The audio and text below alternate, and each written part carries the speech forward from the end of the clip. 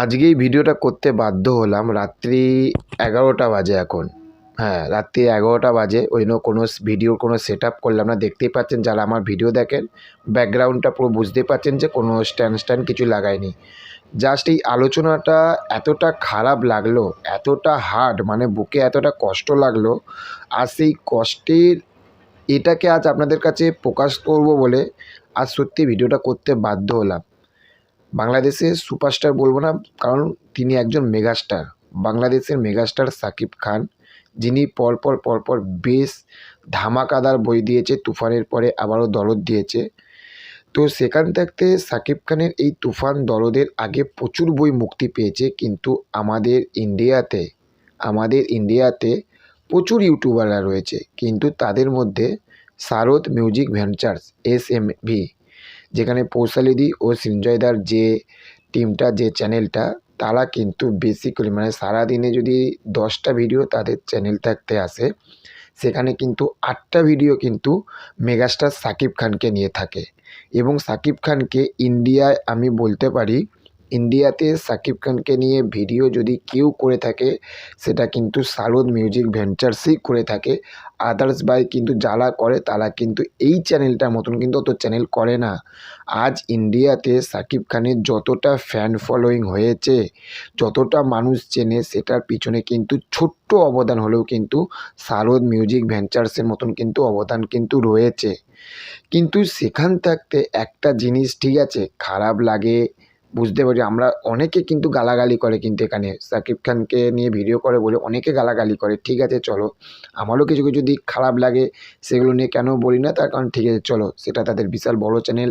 আমার থাকতে তাদের নলেজ বেশি, তারা যেটা পছন্দ করে বা তাদের যেটা নিজস্ব চ্যানেল, তারা সেটা করতে পারে।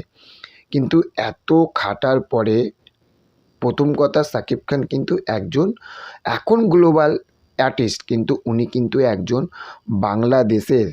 বাংলাদেশের বাংলা মাতৃভূমি, সোনার বাংলা যাকে বলে, সেই সোনার বাংলার ছেলে। কিন্তু আজ সেখান থাকতে আজ ইন্ডিয়া থেকে আজ এরা বাংলাদেশের ওই রকম সুপারস্টার মেগাস্টার শাকিব খানকে নিয়ে আজ তারা সাপোর্ট করছে। আর সেই দেশেরই, আমাদের প্রতিবেশী দেশ যেটা হচ্ছে বাংলাদেশ, সেই দেশ আজ কী করছে, আজ এই চ্যানেলটাকে কি করতে বলছে, বয়কট করতে বলছে। একটা শাকিব খানের পেজ আছে, ঠিক আছে, আজ তারা বয়কট করতে বলছে। আমি এই জিনিসটা দেখে আমি জাস্ট অবাক হয়ে গেলাম।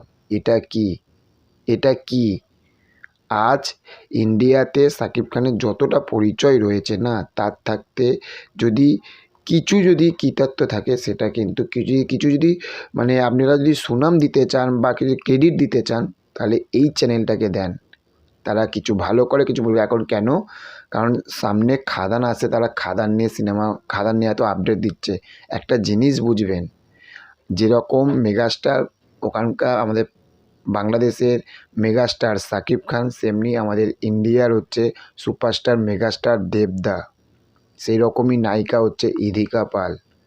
কী করে বলেন? আজ প্রিয়তমার সঙ্গে ইধিকা পাল ছিল। আজ কত ভালো, কত সুন্দর বই আজ শাকিব খান আমাদেরকে সবাইকে আজ উপহার দিয়েছিল, তাই না?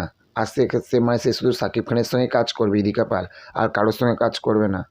এগুলো সত্যি সাকিবিয়ান যারা হয়, তারা এই কথাগুলো বলতে পারে না। তো এটাই বলার ছিল, প্লিজ এরকমভাবে করবেন না, ঠিক আছে?